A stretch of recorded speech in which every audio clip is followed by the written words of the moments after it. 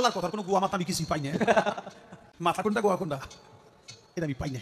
এই যে একটা কথা বলছে আওয়ালু মা খালাকুল্লাহ ইশক, আল্লাহ যে কইলো প্রথম সৃষ্টি আমার ইশক, প্রথম সৃষ্টি আবার কয় আমার আশ, প্রথম সৃষ্টি আবার কয় নূর, প্রথম সৃষ্টি আবার কয় রূপ।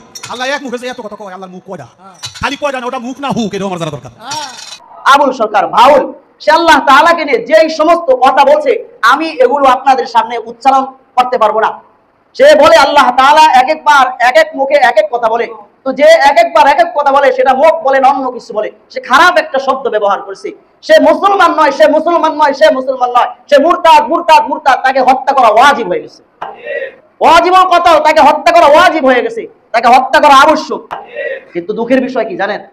দুঃখের বিষয় হলো মনে হয় কোন জায়গায় জানি বানান দিছে, সম্ভবত কোন এক জায়গায় জানি বানান দিছে তৌহিদে জনতা পাবলিকে মানিকগঞ্জে নাকি।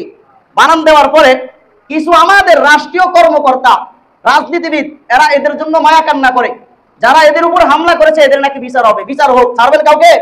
হ্যাঁ, সে যত বড় কর্তা হোক, যে আল্লাহ তাআলাকে নিয়ে যে কটূক্তি করে তার রক্ষা নাই। এইসবের কথা ঠিক কিনা? সে কি কত কঠিন কথা বলেছে। কোরআন সে শুধু আল্লাহ তাআলাকে নিয়ে কটূক্তি করে নাই, কোরআনের সূরা নিয়েও কটূক্তি করেছে। আল্লাহ কোরআনের মধ্যে বলেছেন কুল আউযু বিরাব্বিন নাস মালিকিন নাস ইলাহিন নাস। নাস শব্দের অর্থ হলো মানুষ। নাস শব্দের অর্থ কি? মানুষ। সে বলতেছে আল্লাহ তাআলা নাকি এখানে শুধু নাচতে বলছে, মানে গান বাজনা যে যায় এইটা প্রমাণ করতেছে। সূরা নাসের মধ্যে এত নাচ কেন? আরে নাচতে কইছে এজন্যই তো এত। আউযু বিরাব্বিন নাস মালিকিন নাস ইলাহিন নাস, হ্যাঁ, মিন শারিল ওয়াসওয়াসিল খান্নাস আল্লাযী ফি সুদুরিন নাস মিনাল জিন্নাতি ওয়ান নাস। ফি সুদুরিন নাস কইছে। যে কোরআনের আয়াত নিয়ে সে ব্যঙ্গ করে, আল্লাহ তাআলাকে নিয়ে ব্যঙ্গ করে, রাসূলের দাড়িকে নিয়ে, সুন্নাত দাড়িকে নিয়ে ব্যঙ্গ করে, সে কখনো মুসলিম থাকতে পারে? চিল্লায় বলেন, মুসলিম থাকতে পারে? তাকে হত্যা করা ওয়াজিব। আমাদের দাবি হলো তাকে ফাঁসি দিতে হবে। কথা ঠিক কিনা?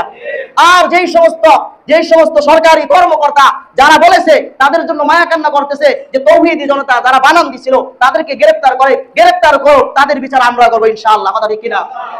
আল্লাহ তাআলা কি আবার অনেকে বলে বাক স্বাধীনতা, গোরার ডিম মিয়া বাক স্বাধীনতা। বাক স্বাধীনতা আপনি আমার বাপ মা তুইলা গালি দিবেন আর আমি বলবো এটা আপনার বাক স্বাধীনতা? হ্যাঁ, বাক স্বাধীনতা সব ক্ষেত্রে, সব ক্ষেত্রে আল্লাহ তাআলাকে সৃষ্টিকর্তাকে নিয়ে আজে বাজে মন্তব্য করবেন, এটা বাক স্বাধীনতা?